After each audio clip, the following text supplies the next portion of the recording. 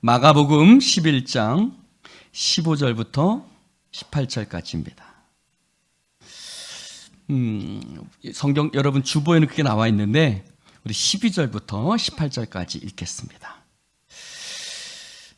교독합니다. 이튿날 그들이 베다니에서 나왔을 때에 예수께서 시장하신지라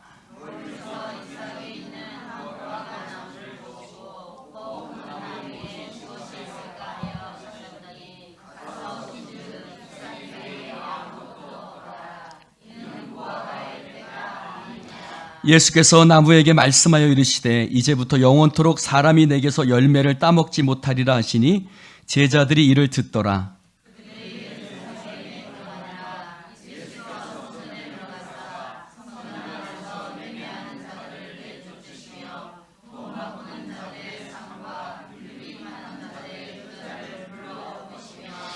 아무나 물건을 가지고 성전 안으로 지나다님을 허락하지 아니하시고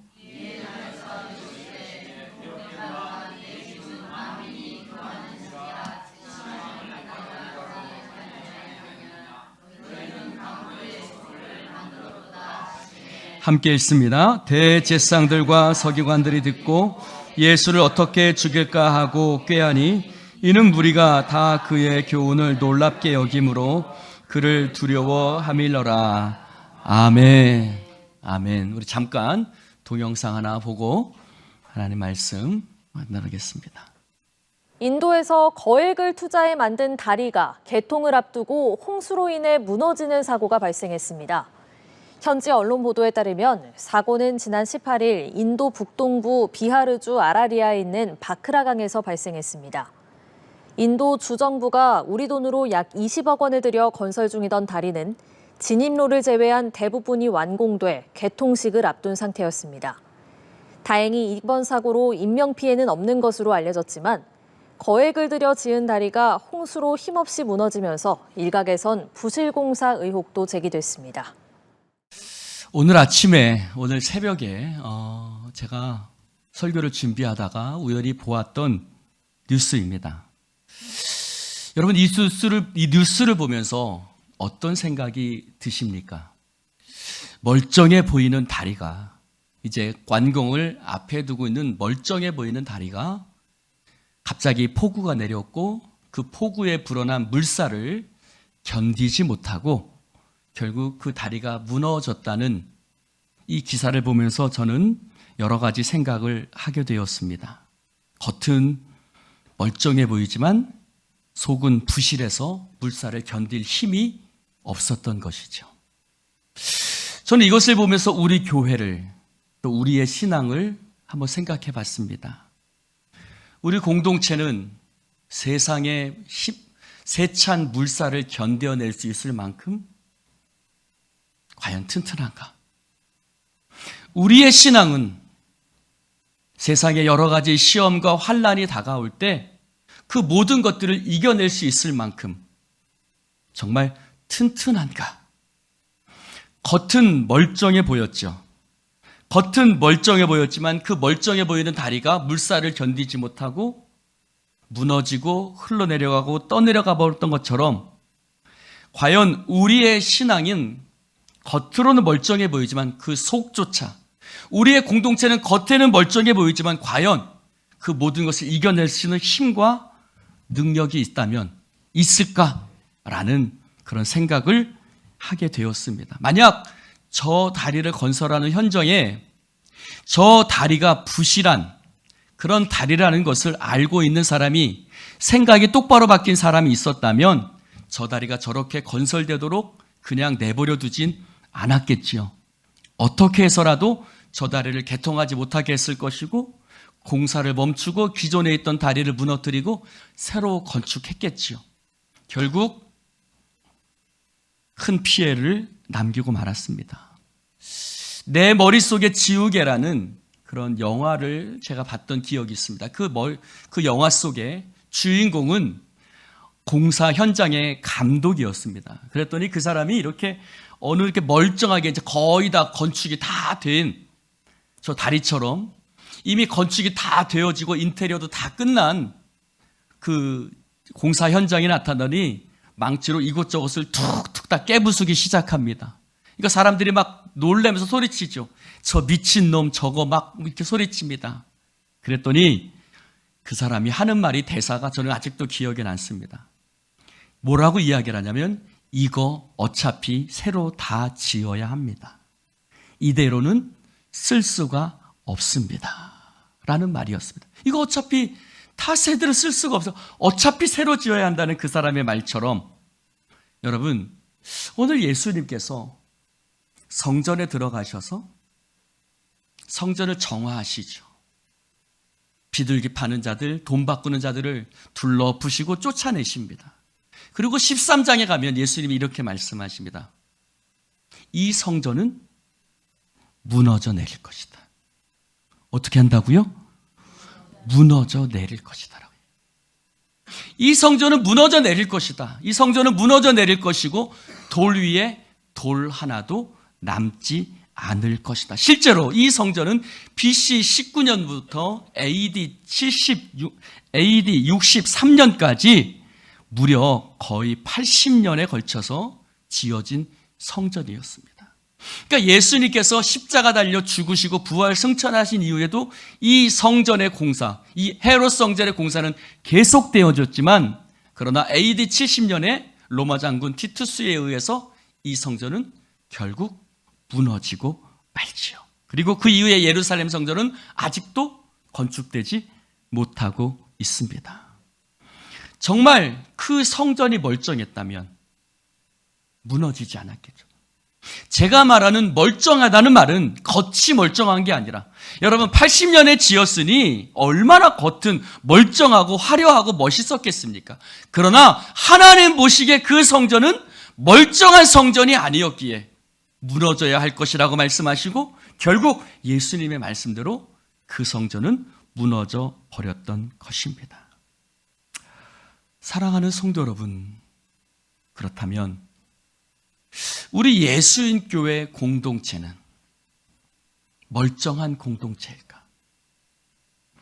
우리의 신앙은 세상의 거센 물결을 이겨낼 수 있는 정말 속에까지 멀쩡한, 아무리 물살이 세게 흘러도 무너지지 않는 그런 멀쩡한 신앙일까? 예루살렘 성전에 예수님께서 나귀를 타고 입성하십니다. 베다니에 가서 쉬시죠. 그리고 그 다음날 아침에 예수님께서 다시 예루살렘 성으로 들어오십니다. 그리고 오늘 말씀의 시작이 이렇게 시작되고 있습니다. 12절을 같이 한번 읽어볼까요? 12절 시작.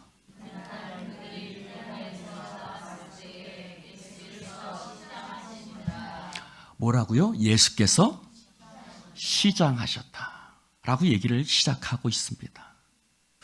여러분 여기 말씀을 자세히 읽어보면 베다니에서 예루살렘 성으로 들어간 사람은 그들이라고 말을 합니다. 복수형이죠. 그러니까 예수님과 그 제자들이 다 같이 여러 사람들이 다 같이 그 예루살렘 성전에 베다니에서 출발해서 가신 것입니다. 시간은 얼마 걸리지 않지요. 예루살렘 성에 있을 곳이 없으니 보통 그 주변에 베단이나 벳세다 같은 곳에 집을 거처를 적응해 놓고 주로 예루살렘에 왔다 갔다 하는 것이 그 당시 사람들의 풍습이었습니다. 더군다나 6월절이었으니 있을 곳이 없지요. 그래서 베단에서 쉬시고 예루살렘 성으로 들어가셨는데 근데 들어갈 때는 분명히 여러 사람들이 들어갔는데 시장하시고 배고프신 건 누구만 시장하시고 배고프셨냐면 예수님만 시장하시고 배고프셨어요. 여러분 우리가 한번 상상해 봅시다. 베단에서 출발할 때 나사로의 집이죠. 나사로, 마르다, 마리아의 집에서 출발할 때 그들은 예수님을 향해서 향유까지 부었던 사람이니 분명 예수님한테 아침밥을 대접했을까요? 안 했을까요? 여러분 같으면 예수님이 묵으시고 나가는데 대접하시겠어요? 안 하시겠어요? 박 목사가 있으면 박 목사에게 아침밥을 주시겠어요? 안 주시겠어요? 아이고 정길자 성도님 감사합니다. 소리가 작아지는 거 보니까 제가 갑자기 서운할 뻔했는데 근데 예수님께서 시장하시다고 말하고 있어요. 다른 사람은 시장하지 않은데 누구만? 예수께서, 즉 예수님만 시장하시다는 거예요. 이 시장하심은 뭘까? 이 예수님의 배고프심은 무엇일까라는 것입니다. 우리는 성경을 보면서 늘 왜라고 질문해야 돼요. 하나님의 말씀을 보면서 왜라고 질문하면서 그에 대한 답을 구해야 합니다. 여러분, 신앙은 하나님께 묻고 답하는 과정이 바로 신앙입니다. 그래서 성경을 볼 때도 왜라고 물어봐야 되는데, 왜 예수님께서 시장하셨을까? 라고 질문해야 합니다. 다른 제자들은 배고프지 않는데 왜 예수님만 시장하심, 배고프심을 느끼셨을까? 예수님 등치가 크셨기 때문일까? 아침밥을 부실하게 드셨나? 저는 국이 없으면 잘 안 먹는데 예수님도 국이 없어서 안 드셨나? 왜 그러셨을까요? 예수님의 배고프심은 어디로 갑니까? 예루살렘 입구에 서 있는 무화과 나무를 향해서 갑니다. 그리고 그 무화과 나무를 향하시는 예수님의 마음은 어떠한 마음이었냐면 13절에 보니까 혹 그 나무에 무엇이 있을까 하여 가셨다고 말합니다. 시장하셨던, 배고픔을 느끼셨던 예수님은 그 무화과 나무를 보고 그 무화과 나무에 혹시 무엇이 있을까 하여, 혹시 어떤 열매가 있을까 하여, 혹시 그것을 통해서 무엇을 얻을 수 있을까 하여 예수님은 그 무화과 나무로 가셨다고 말씀하고 있습니다. 여러분, 2002년 우리나라 월드컵 감독이 누구죠? 히딩크였죠. 히딩크가 한 유명한 말이 있습니다. 나는 아직 배고프다라는 말입니다. 나는 아직 배고프다라는 말이죠. 여러분, 히딩크 감독이 왜 배고프다고 이야기했을까요? 국가대표 감독이니 돈도 제법 받을 텐데 히딩크 감독도 아침밥을 못 먹어서 배고프다고 얘기한 걸까요? 그의 배고픔은 어떤 배고픔일까요? 그렇죠. 그 당시 히딩크 감독을 향하는 말이 있었는데 5대0 감독이란 말이었어요. 계속해서 5대0으로 졌죠. 그러다가 월드컵에서 첫 승을 거두고 16강 토너먼트에 진출할 때 히딩크가 했던 말이 뭐였냐면 나는 아직 배고프다라는 말이었어요. 그러면 예수님의 배고프심은 뭘까요? 오늘 예수님은 그 무화과 나무를 향해서 무엇을 얻을 수 있을까 하여 그 무화과 나무를 향해서 가셨다고 말하고 있습니다. 근데 거기에는 아무런 열매도 찾을 수 없었습니다. 미가서 7장에 보면 이런 말이 나옵니다. 같이 한번 읽어볼까요? 시작. 재앙이로다 나여 나는 여름 과일을 딴 후야 포도를 거둔 후 같아서 먹을 포도송이가 없으며 내 마음에 사모하는 처음 익은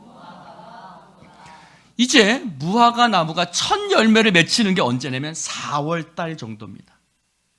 무화과 나무는 1년에 4번에서 5번 정도 열매가 열립니다. 근데 첫 열매가 언제 열리냐면 한 1월 달, 2월 달부터 첫 열매가 맺히기 시작하고 그리고 그때부터 이제 잎사귀가 무성해지기 시작합니다. 잎사귀가 무성해지기 시작하니까 열매가 더 이상 자라나지 못하고 조그마한 열매가 맺혀지는데 그렇게 첫 번째 조그맣게 열리는 열매를 히브리인들은 뭐라고 얘기하냐면 파게라고 합니다. 파게라고 합니다. 그래서 이 열매는 아주 조그마해서 사람들이 그 열매를 따먹지 아니하고 그 열매를 거두지 아니하고 지나가는 사람들이 그 열매를, 그 조그만 열매를 따먹을 수 있도록 그렇게 냅두는데 그래서 사람들이 지나가다가 무화과 나무가 보면 그 무화과 나무 조그맣게 열려있는 그 무화과 나무 파게라고 불리는 그 나무를 열매를 따먹은 것이 그들의 기쁨이었습니다. 근데 그때가 언제냐면 오늘 미가가 이야기하는 것처럼 여름 과일이 다 지나가고 이제 포도도 없고 다른 것도 없어서 먹을 것이 없을 그때에 이 파게라는 조그마한 무화과 나무가 열려서 그들에게 기쁨을 주는데 미가가 뭐라고 얘기를 하냐면 그 무화과 나무 조그맣게 열리는 무화과 나무를 먹으려고 가봤는데 처음 익은 무화과가 없다고요? 없도다.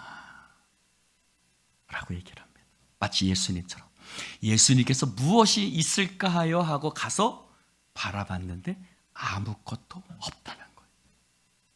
여러분, 예수님은 왜 배고프셨을까?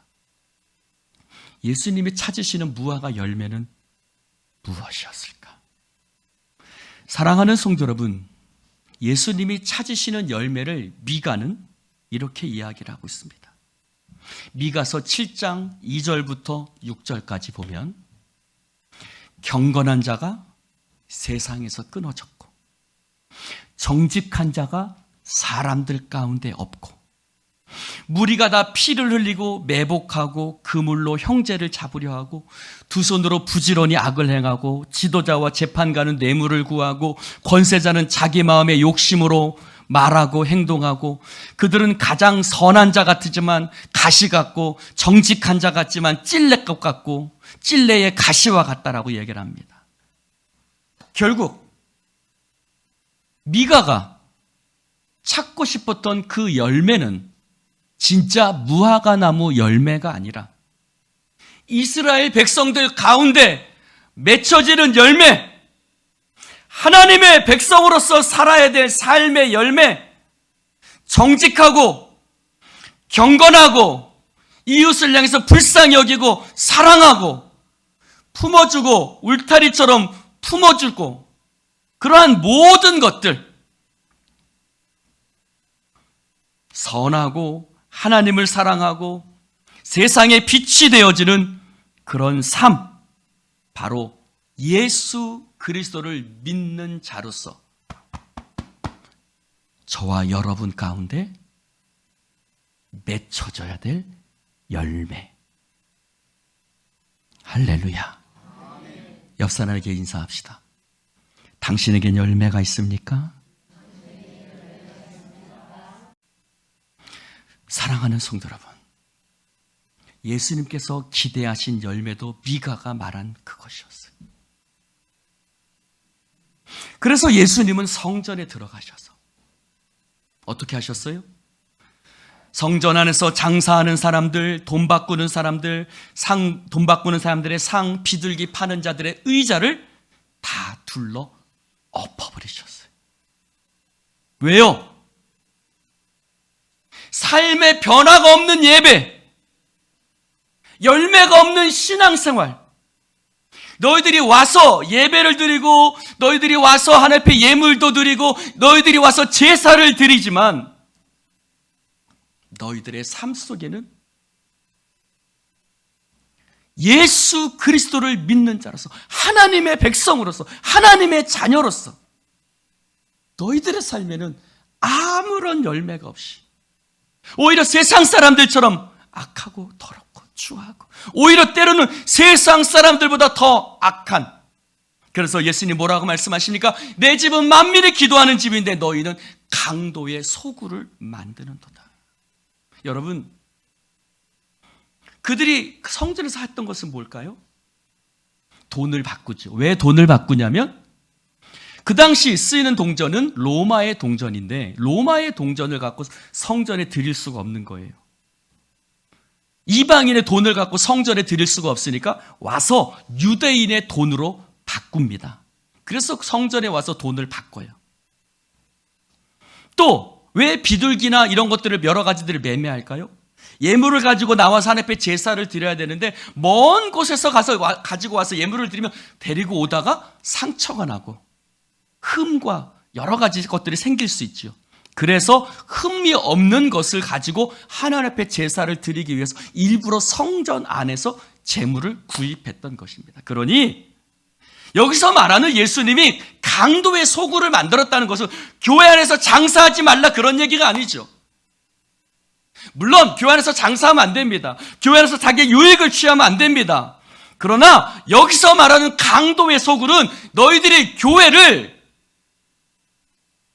그렇게 장사치들의 집으로 만들었다는 이야기가 아니라 여기서 말하는 강도의 소굴은 예레미야 7장 15절의 말씀이에요. 뭐라고요? 예수님께서 이렇게 말씀하세요. 따라해 봅시다. 이 집이 너희의 눈에는 도둑의 소굴로 보이느냐? 예수님이 말씀하신 강도의 소굴이 바로 여기에서 나온 말씀이에요. 즉, 그 앞에 있는 말씀에는 이렇습니다. 뭐라고 이야기를 하냐면 여호와의 집에 예배를 드리러 나오는 너희들아 내 말을 들으라. 성전의 문으로 들어오는 유다 사람들아 내 말을 들으라. 너희 길과 너희 행위를 바르게 하라. 만군의 여호와 이스라엘의 하나님이 말씀하시니 이곳은 여호와의 성전이다. 너희 행위를 참으로 바르게 하고 이웃들 사이에 정의를 행하며 이방인과 고아와 과부를 압제하지 말고 무죄한 자들의 피를 흘리지 말며 다른 신들의 뒤를 따라가지 말며 무익한 거짓말하지 말며 도둑질하지 말며 살인하지 말며 간음하지 말며 거짓 맹세하지 말며 바알에게 분향하지 말며 다른 신들을 따르지 말며. 그런데 너희들이 거짓말하고 이웃을 압제하고 너희들이 정의를 행하지 않고 우상을 섬기면서 하나님의 성전에 나와서 우리가 구원받았다 라고 말하는 너희들을 보니 이놈들아 너희 눈에는 내 집이 강도의 소굴로 보이느냐 라는 말씀이에요. 할렐루야. 여러분, 즉 강도의 소굴이라는 것은 뭘까요? 그들의 삶의 변화 없이 예수 그리스도를 주님을 따르는 자로서의 삶의 열매가 없이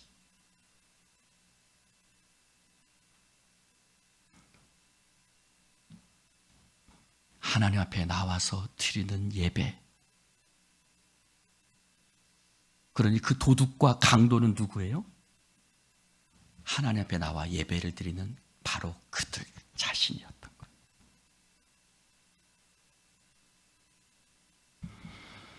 사랑하는 성도 여러분, 오늘 하나님께서 예수님께서 그 성전을 향해서 내 집은 만민이 기도하는 집이라 칭함을 받으려고 하지 아니하였느냐? 너희는 강도의 소굴을 만들었도다 라고 주님 말씀하시는 것은 오늘 우리의 눈에 보이는 성전이 중요한 것이 아니라 우리의 마음의 성전. 할렐루야. 여러분의 삶의 자리가 되는 성전. 할렐루야. 그 성전이 하나님의 말씀으로 세워질 수 있기를 주님의 이름으로 축원을 드립니다. 오늘 설교는 2부로 나눠집니다. 오늘 지금부터 2부를 시작하겠습니다. 자, 그런데 미가서 7장 그 이후로 보면 미가서 7장에 아까 말씀드렸던 것처럼 미가는 내가 처음 읽은 무화과 나무 열매를 보았는데 구했는데 구하지 못했다. 얻지 못했다. 즉 너희들의 더러운 삶을 이야기한다. 그런데 미가서 7장 7절에 미가는 갑자기 반전의 역사를 씁니다. 뭐라고 이야기를 하냐면 그는 이렇게 얘기를 합니다. 따라해 봅시다. 오직 나는 여호와를 우러러보며 나를 구원하시는 하나님을 바라보나니 나의 하나님이 나에게 귀를 기울이시리로다. 할렐루야. 사랑하는 성도 여러분, 그는 이렇게 이야기합니다. 지금 온 세상 이스라엘 백성들이 하나님의 백성대로 살지 못하고 거짓되고 이웃을 핍박하며 피를 흘리고 우상을 섬기며 살아가는 그들을 향해서 그들 속에서 미가는 하나님을 바라본다고 얘기해요. 할렐루야. 왜요? 하나님은 구원의 하나님이시기 때문에 그렇습니다. 구원의 하나님을 바라보나니 하나님이 내게 귀를 기울이시리로다. 할렐루야. 사랑하는 성도 여러분, 그래서 그는 쭉 해서 이야기를 하고 있는데, 그는 하나님께서 우리 가운데 역사하시고 하나님께서 아브라함에게 약속하신 하나님의 은혜를 베풀어 주실 것이라고 고백하고 있습니다. 그래서 누가복음 13장에 보면 어떤 한 이야기가 나옵니다. 어떤 이야기냐면 예수님이 비유로 말씀하시는데, 어떤 한 사람이 포도밭에, 포도원에 포도를 심지 않고 뭘 심냐면 무화과 나무를 심습니다. 아니, 여러분, 포도가 귀합니까? 무화과 나무가 귀합니까? 포도가 귀하죠. 포도는 이스라엘 백성들에게 굉장히 소중한 것입니다. 근데 이 바보 같은 사람은 포도밭에 무화과 나무를 심습니다. 그리고 나서 열매를 얻으려고 했는데 열매를 구하지 못했다고 말하고 있습니다. 무려 몇 년 동안 3년이나 그는 열매를 얻지 못합니다. 그래서 3년이나 열매를 얻지 못한 이 포도원 주인은, 이 무화과를 심은 포도원에 무화과 나무를 심은 이 주인은 그 밭을 관리하는 관리자에게 얘기하죠. 야, 내가 3년 동안 내가 이 밭에 무화과 나무를 심고 열매를 기다렸는데 열매가 없어. 내가 이제 이 나무를 찍어버리겠다 라고 하는데, 그 관리자가 이렇게 얘기를 합니다. 뭐라고요? 대답하여. 한번 또 보이시는 분들 읽어주세요. 시작. 대답하여 가로되 주인이여 금년에도 그대로 두소서. 내가 두루 파고 거름을 줄이니 이후에 만일 실과가 열매니원이와 그렇지 않으면 찍어버리소서 하였다 하시느라. 아멘. 여러분, 이것은 무슨 얘기일까요? 여러분, 포도나무는 아주 귀중한 나무지요. 포도나무와 올리브 나무는 번제단에서 제물을 태우는 용도조차도 쌓을 수 없을 정도로, 제단에서도 쓰이지 못할 정도로 이스라엘 백성들에게 아주 필수적이고 소중한 것이었습니다. 그런데 이 사람은 이 포도원에 쓸모없는 무화과 나무를 심었습니다. 그리고 무화과 나무를 심었는데 이 무화과 나무가 열매조차도 열리지 않습니다. 몇 년 동안요? 여기서 말하는 3년은 뭘까요? 여러분, 이스라엘 백성들은 나무를 심고 3년 동안은 그 나무를 구속하기 위해서 3년 동안 열매를 거두지 않습니다. 그리고 3년이 지난 몇 년째? 4년째부터 열매를 거두기 시작합니다. 그러면 4년이 지나고 5년이 지나고 그리고 6년이 지납니다. 자, 4년, 5년, 6년이 지나고 3년이 지납니다. 그러면 몇 해일까요? 첫 번째 1해, 2해, 3해. 그리고 거기서 3년, 4년, 5년, 6년. 그리고 이제 3년이 지나고 몇 년이에요? 네, 6년이 지나고 몇 년? 7년째지요. 7년째인데 이제 거물을 구해야 됩니다. 그러면 7년째는 이스라엘 백성들이 어떻게 하죠? 7년은 무슨 해죠? 안식년이죠.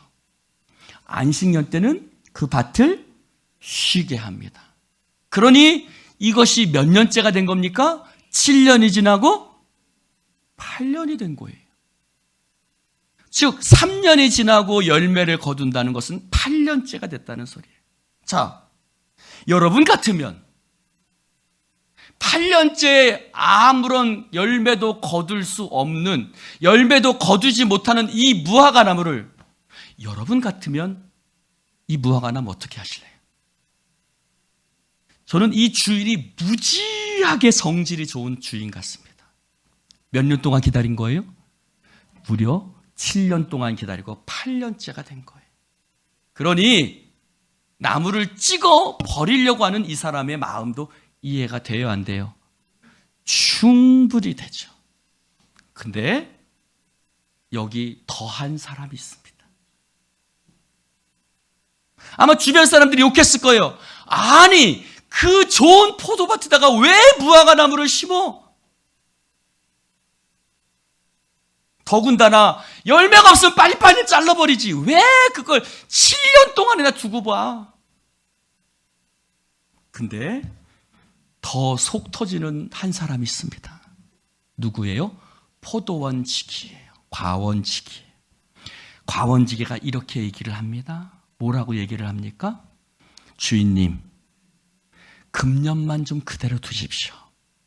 내가 두루 파고 거름을 줄이니 이후에 만일 실과가 열리면 감사할 것이고, 만약에 그렇지 않으면 그때 찍어버려도 늦지 않을 거니 한 해만 더 기회를 주십시오. 아이고, 속 터져요.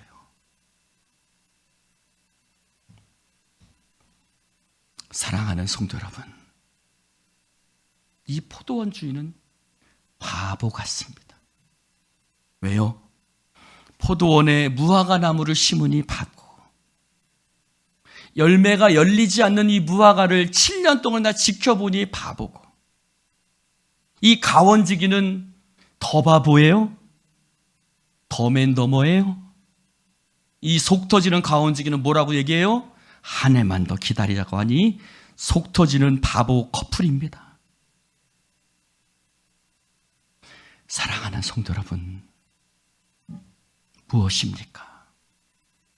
앞에도 말씀드렸던 것처럼 이 무화과는 누굽니까? 이스라엘 백성들이.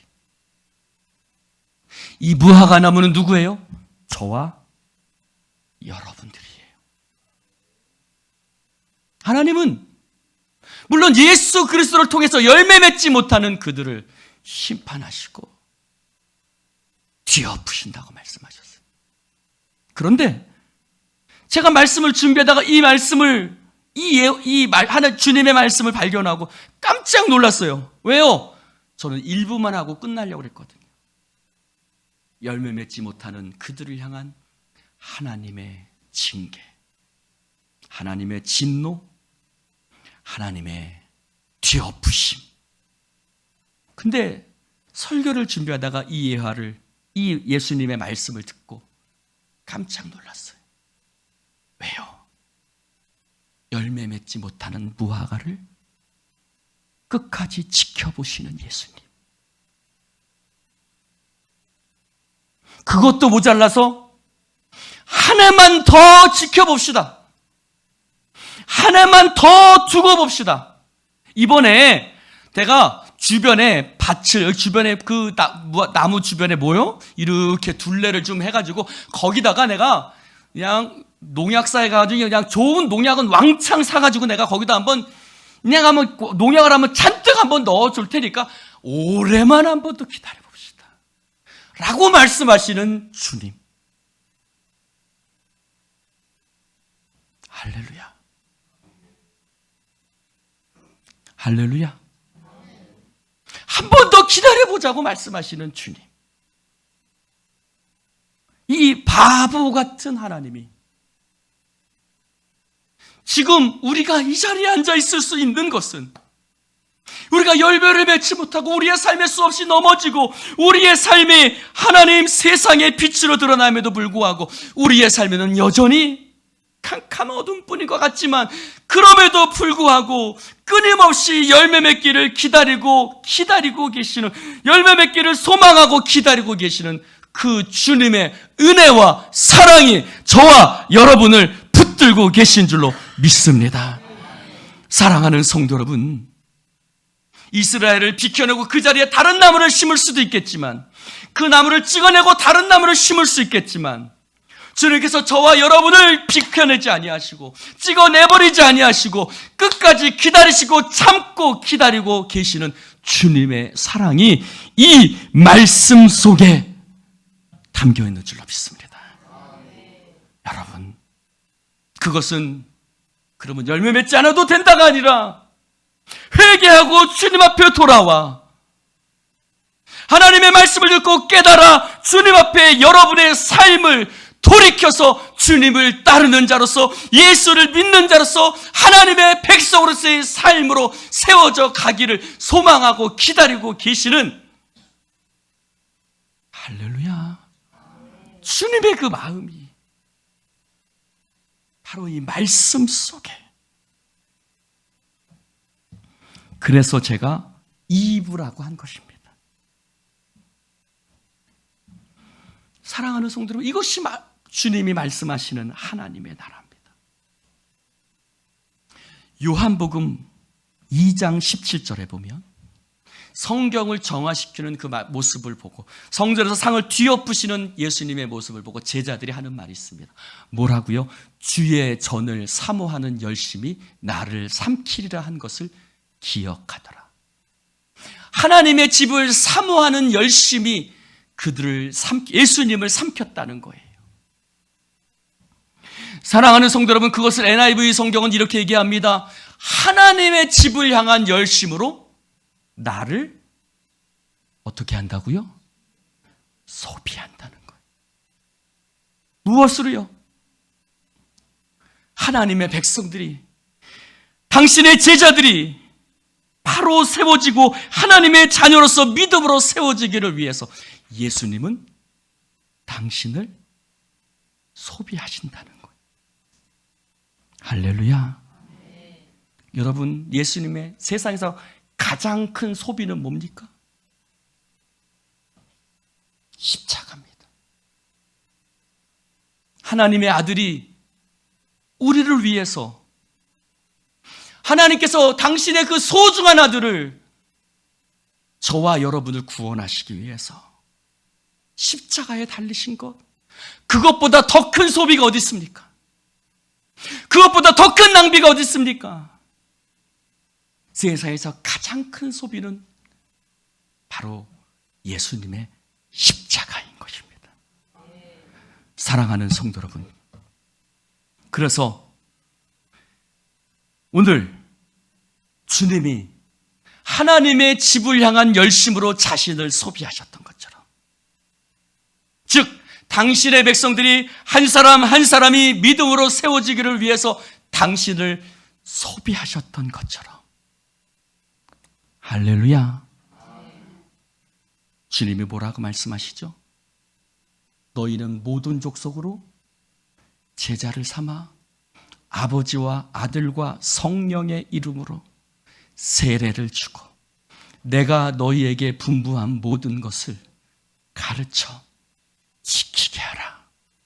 이 말씀은 바로 이런 말씀 아니겠습니까? 너희들도 내가 너희들을 위해서 나의 삶을 소비했던 것처럼 이제 너희들도 너희의 이웃을 위해서, 너희의 남편을 위해서, 너희의 아들들을 위해서, 너희의 자녀들을 위해서, 믿음이 약하고 넘어지고 쓰러진 자들을 위해서 너희의 삶을 바쳐서 너희 자신을 소비하라고.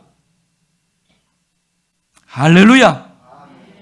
사랑하는 성도 여러분, 하나님의 나라는 자신의 삶을 소비했던 수많은 하나님의 사람들을 통해서 하나님의 나라는 이루어진 줄로 믿습니다. 오늘 이 시간에도 하나님은 당신을 위해서 당신의 삶을 소비하는 자들을 부르고 계십니다. 예수님교회에 누가 나의 삶을 주님께 소비하겠습니다 라고 일어나 손드시겠습니까? 꼭 이럴 때는 고개 숙여요. 그래서 오늘 저는 말씀의 제목을 나를 소비하라. 따라해봅시다. 나를 하나님의 집을 위해서, 하나님의 나라를 위해서 어떻게 하라고요? 소비하라. 옆 사람에게 인사합시다. 하나님의 집을 위해서, 하나님의 나라를 위해서 내 자신을 소비합시다라고 말하지 마세요. 소비하겠습니다. 딴 사람 보고 말하지 마시고 자기에게 말하는 거예요. 나를 소비하십시오. 하나님의 나라와 하나님의 영광과 하나님의 집을 위해서 나를 소비하는 사람, 비록 때로는 한 해, 두 해, 3해, 4년, 5년, 6년, 7년이 되어도 열매를 맺지 못하여 사람들이 이 바보 같은 놈아라고 소리칠 수 있겠지만, 그러나 내가 한 해만 더 기다려보겠습니다. 내가 한 해만 더 울타리를 파고 그곳에 걸음을 집어넣고 내가 한 해만 더 하나님의 집을 향한 열심으로 자신을 소비하는 인생. 할렐루야. 우리 예수님교회에 그런 사람들이 일어날 수 있기를 주님의 이름으로 축원합니다. 조정민 목사님의 교회 홈페이지에 이런 안내가 쓰여져 있습니다. 뭐라고요? 베이직 교회는 예수님을 모르는 분들에게 복음을 전하려 세워진 교회입니다. 이미 신앙생활을 잘하고 계시는 분들께서는 자신을 더 필요로 하는 교회에서 섬기실 것을 부탁드립니다. MBC 아나운서 출신이었죠? 조정민 목사님. 그러다가 목회자가 됐고 원래 골수 불교 신자였는데 아내를 통해서 전도받고 교회를, 성경을 읽게 됐어요. 그리고 교회를 나가게 됐어요. 성경을 처음 읽었어요. 그리고 나서 교회를 나갔는데 이상하더랍니다. 내가 성경에서 보던 교회와 실제로 겪는 교회가 다르더랍니다. 물론 교회가 다 그렇습니다만, 그래서 그는 이 홈페이지에 들어가 봤더니 이렇게 쓰여져 있습니다. 우리 교회는 예수님을 모르는 자들에게 복음을 전하려 세워진 교회. 사랑하는 성도 여러분, 교회가 잘 된다는 것은 무엇일까? 교회가 부흥한다는 것은 무엇일까? 건물을 크게 짓고 많은 사람이 모이면 잘 되고 부흥하는 것입니까? 만약에 그것이 교회가 잘 되는 것이고 성전이 잘 되는 것이라면 예수님은 성전에서 그런 소동을 부리시지 않으셨을 것입니다. 성전이 무너질 것이라고 말씀하시지 않으셨을 것입니다. 그러나 교회가 잘 된다는 것은 한 영혼을 위해서 내 자신의 삶을 소비하는 사람들, 주님의 나라를 위해서 내 자신을 소비하는 사람들. 사랑하는 성도 여러분, 하나님의 나라와 하나님의 집과 하나님의 교회와 하나님의 영광을 위해서 자신의 삶을 소비하는 여러분 되시기를 주님의 이름으로 축원합니다. 그러기 위해서 뒤엎어야 합니다. 예수님이 성전을 뒤엎으셨던 것처럼 목회자가 뒤엎어야 되고 여러분 자신이 여러분 안에 스스로를 뒤엎어야 됩니다. 뒤엎지 않으면 안 됩니다. 김동호 목사님이 죽을 각오를 하고 쓴 교회개혁이라는 책이 있죠. 교회를 바꾸는 게 죽을 각오를 하고 하더라도 안 되더랍니다. 여러분, 우리 자신을 바꾸는 것이, 하나님의 교회를 바꾼다는 것이 정말 그만큼 어렵지만, 그러나 하나님의 성전을 향한 열심이 자신을 삼켰다라고 말씀하셨던 것처럼, 사랑하는 성도 여러분, 하나님의 나라와 하나님의 영광을 위해서 여러분 자신을 삼킬 때에, 소비할 때에 하나님께서 반드시 이루어 주시리라 믿습니다. 우리 예수님 교회가 뒤집어지길 바랍니다. 할렐루야. 예수님 교회가 무엇을 위해서 가야 하고 어디를 향해서 가야 하는지 기도합시다. 하나님 아버지 감사합니다. 오늘 주님 말씀을 함께 나눌 수 있도록 축복해 주시니 감사를 드립니다. 주여, 이 시간 주의 영으로 우리를 붙드시고, 하나님, 우리의 성전은 어떻습니까? 우리 공동체는 어떻습니까? 주님, 우리도 강도의 소굴로 내 안의 성전을, 우리 예수님 교회를 보실 때 주님, 강도의 소굴입니까? 아니면 정말 하나님의 집으로 세워져 있습니까? 주여, 도와주시옵소서. 잘못된 것이 있다면 과감하게 뒤엎게 하여 주시고, 채찍을 만들어 그들을 쫓아내셨던 것처럼 우리가 주님 앞에 말씀으로 우리 안에 더러운 것들을 쫓아내게 하여 주시옵시고, 새롭게 세워가는 놀라운 역사가 일어나게 하여 주옵소서. 주님이 함께 하실 줄 믿사오며 성령의 역사하심을 소망하며 예수님 이름으로 축복하며 기도드리옵나이다. 아멘.